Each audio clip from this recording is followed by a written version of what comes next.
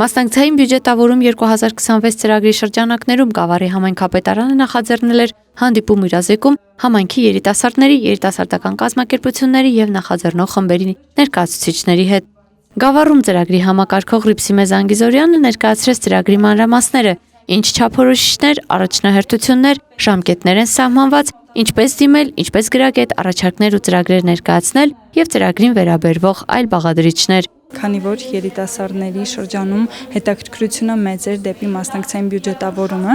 մենք այստեղ նաև հրավիրեցինք նախաձեռնող խմբերին, որպեսզի իրենց հաջողած ծրագրերով ավելի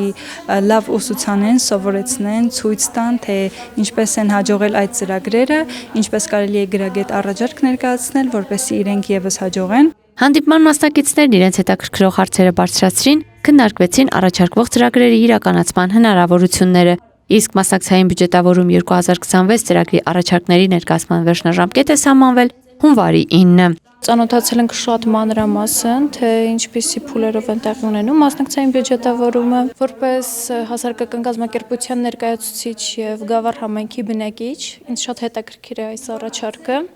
Ներկայ եմ այստեղ ծանոթանալու գործընթացին, իսկ վերջում իմ առաջարկներով հանդես գալու։ Հանդիպման ընթացքում եւս մեկ անգամ շեշտադրվեց ծրագրի առանցքային գաղափարը, որ բնակիչը կարող է իր համայնքի զարգացման գործում ունենալ ակտիվ դերակատարություն եւ առաջարկվող ծրագրերով փոփոխության բերող դառնալ։